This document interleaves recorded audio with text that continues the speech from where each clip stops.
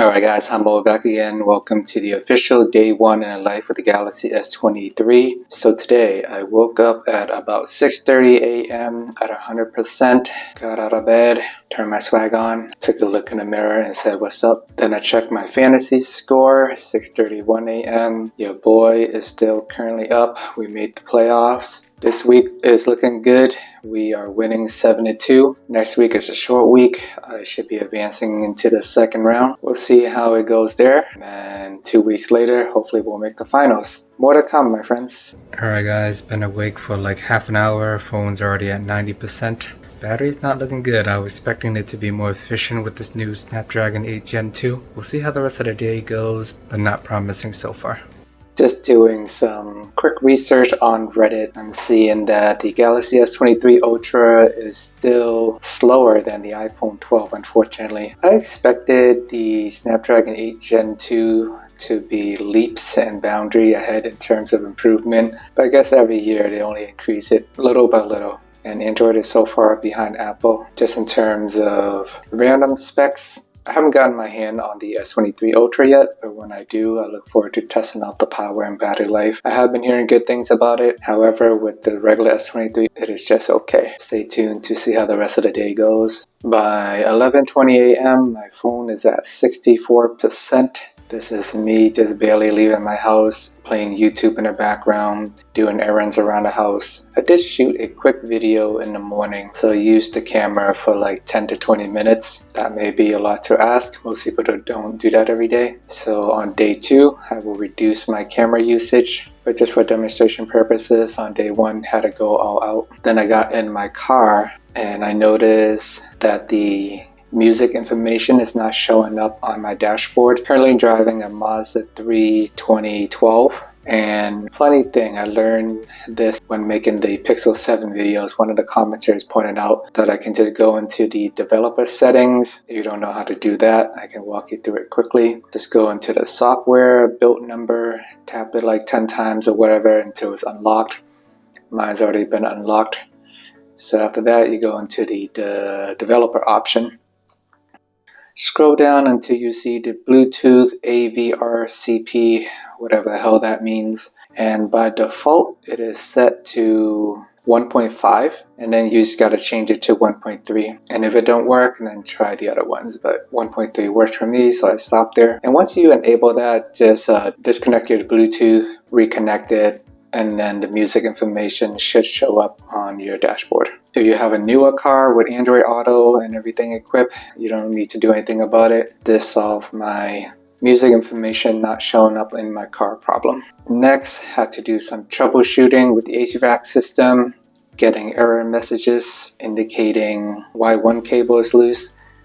I'm not sure you guys know anything about this, but worth a shot. Either way, I do have a guy coming out on Tuesdays just to check it out. I removed the nest, played around with the wiring, everything is tight and snug. It starts and run for about, 10 to 60 seconds, and then it'll stop, and then it'll just repeat all over again. Did change the filter. On the left is the new one, on the right is the old one. Super hurt, used in black. Here is the error message that I keep getting on my Nest, the E74. One thing of note, for some reason that E74 color is actually red in person, but when I took a picture, it came out looking orange. No big deal, but just something worth pointing out just in terms of color accuracy. Doesn't bother me by any means, but just a little odd. Here's a quick video on my S23. Me just playing around with the settings, trying to turn on the AC and troubleshoot this thing. Here's what my unit looks like. Looks super intimidating. But you get to see some additional photos shot on the Galaxy S23. Here's the top part. Gas valve and something's in there. I just wanted to take a look. I do not see any fire going through on the top row, so I assume that might be the issue. I'm not going to attempt to fix it, way above my pay grade. I just wanted to walk you through a day in the life and struggles that I need to go through. There's always something broken that needs to be fixed. Here's a quick video of the unit starting up and dying.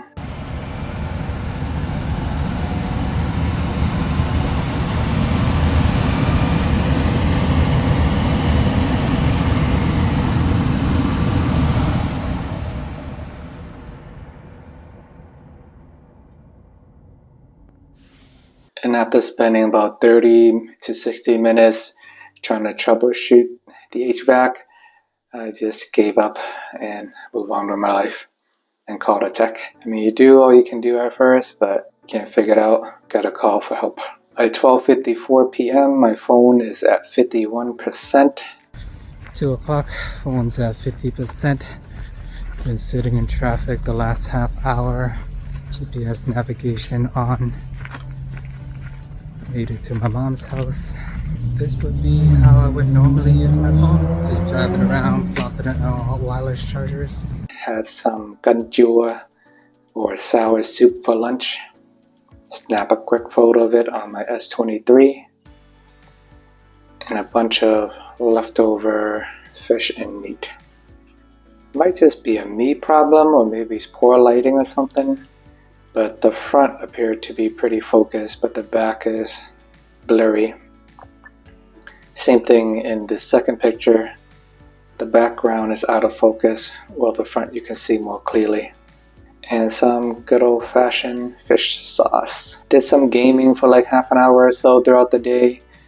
And even though it has the newest Snapdragon 8 Gen 2 chip, the phone does get a little warm, which is surprising, not surprising at the same time. When I was using the OnePlus 10T, the phone did not get warm at any point whatsoever. Galaxy phones, I've used so many of them in the past, and they always do run a little hot. No big deal though, but it just tells me that the chip is not as efficient as it should be. All the hype they kept talking about with coolant being better, I don't know, maybe it's a few percent better, but I do feel the phone getting warm when doing some light gaming. At 3 o'clock, my phone is at 34%. Just doing a quick battery life check here. So far, we have close to 4 hours of screen off time and 3 hours of screen on time. Camera is sucking up the most battery, followed up by YouTube and always on display. But we will keep powering through for the next few hours or so and see how long this phone will last. One thing of note, I saw a good deal on Best Buy. The Pixel 7 Pro is on sale for $600, which is an amazing deal. Basically $300 off the list price and the same price as a small Pixel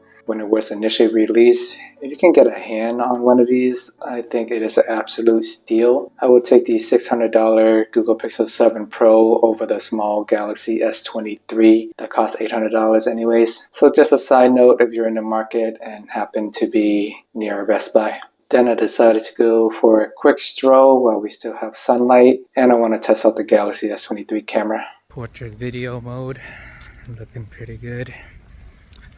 4 o'clock, phone is at 15%. The end is near, my friends. The sun is still out. It is a little chilly. Just got the notification to charge my phone. We'll tap to enter the power saving mode. I actually really do like this portrait video mode. Looking good. Got my go-to camera running. Maybe phone will die in the next half hour or so. It's okay. We got chargers and we'll survive. The thing I like about Galaxy phones is I can just screen record really easily. Pull down the notification twice. Just tap on the screen recording in the bottom right hand corner. And that's that. Pretty straightforward. OnePlus, I gotta activate that, then I gotta press another button. Minimal steps is always better. So these are all the camera options that we have.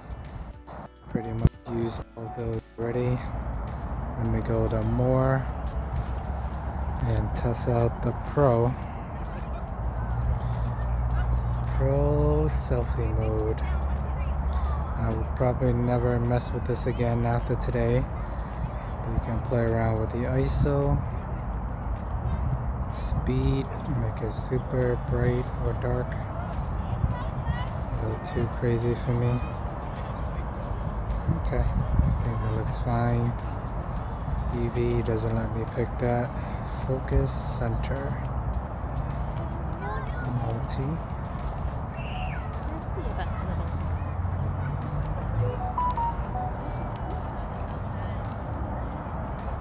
Switch camera real quick as people were walking by. Didn't want them to think just being conceited. Can do slightly wider angle. Weight balance. Oh my goodness, the kid is coming back. Weight balance. So 10K will be super yellow, or it can be super blue, or settle somewhere in between. Here's the main camera. Can pretty much do the same thing. Here's the park. Can mess with the ISO to my heart's content.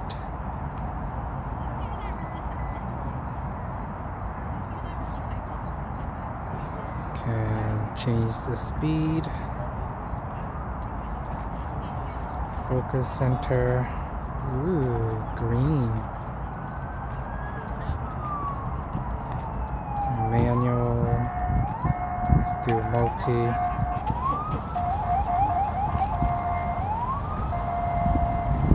Alright.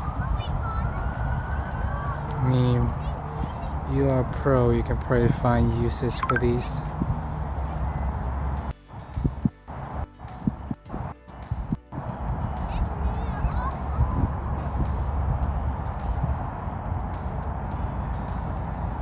Then we got the white balance, like a blue tint, yellow tint. Lots of flexibility if you're into that. And continue to walk along a little bit. Next.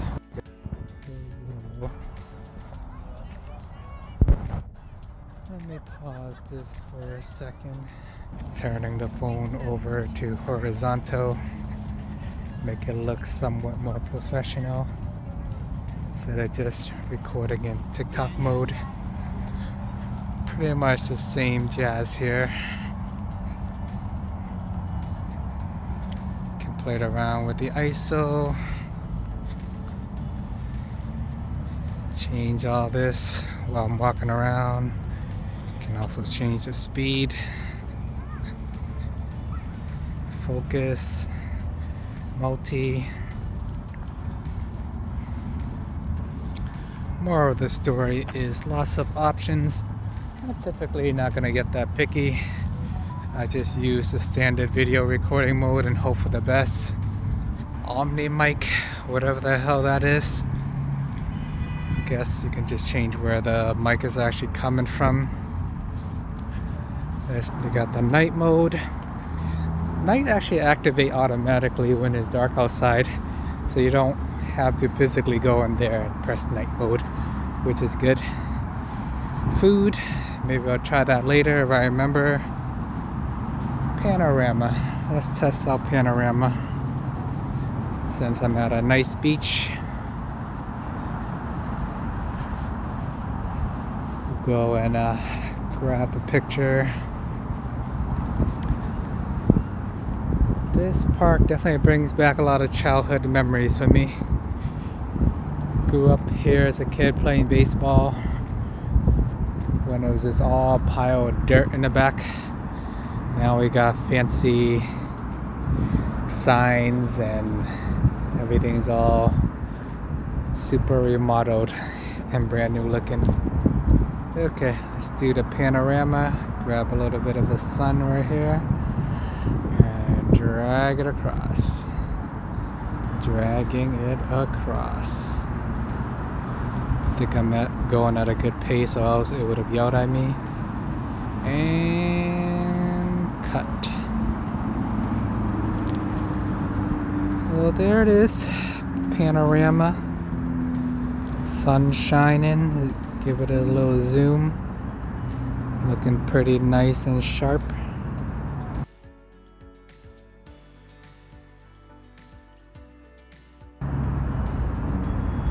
And then here it is at 1x if you want to get a closer crop. Remember when panorama first showed up on smartphones? It was one of the coolest things. Now it's just buried away. Super slow-mo. and slow-mo. For some reason I can never time the super slow-mo right, because then you gotta hit the record button and at the same time there gotta be some action happening. Super hard to time, but I think the slow-mo option is easier. We'll find got some cars on the highway over there. Maybe I'll do some slow-mo, see if it works. Okay, I'm walking and I'm doing a slow-mo. So it's gonna take a few seconds and it's recorded. We'll see how that came out.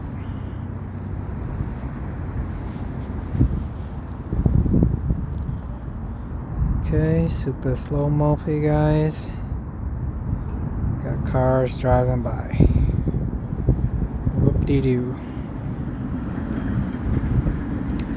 Doesn't look all that great. Maybe we'll find something better. Regular slow-mo. Oh man, sun is beaming.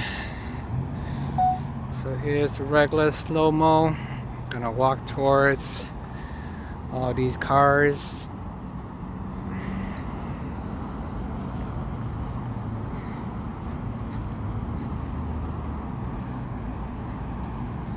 I think I can record this forever. The super slow-mo, it automatically stopped it after like 10 seconds. But the regular slow-mo, I think you can drag it out for as long as you want. Currently recording for 30 seconds.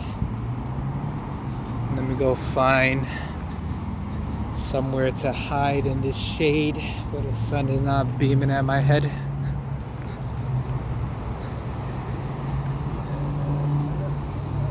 Okay, I don't think it's happening. Oh.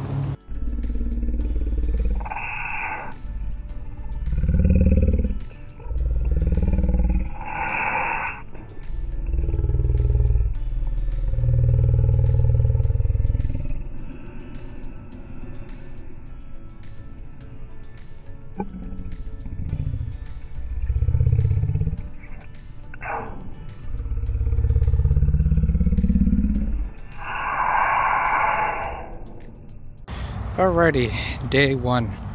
8 hours of battery life, close to 4 hours of screen on time, close to 4 hours of screen off time. So that's pretty accurate, I guess. Camera used most of the battery today, followed by YouTube, Google Photos, and the rest is kind of sporadic.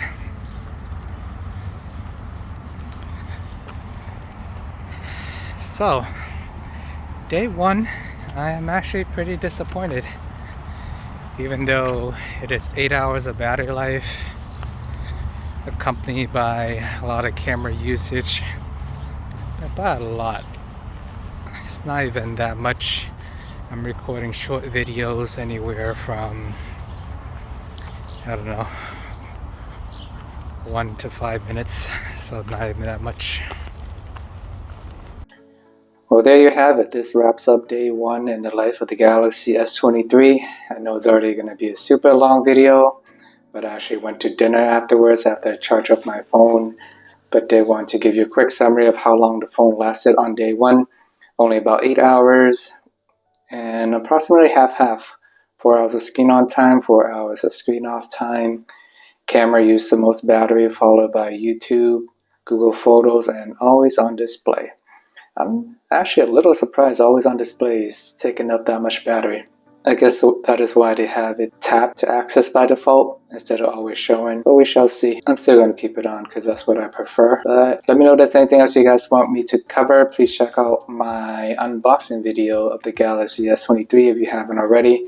I did some initial impression and playing around with the camera there as well. Thanks for watching. Please like and subscribe and see you guys in the next video.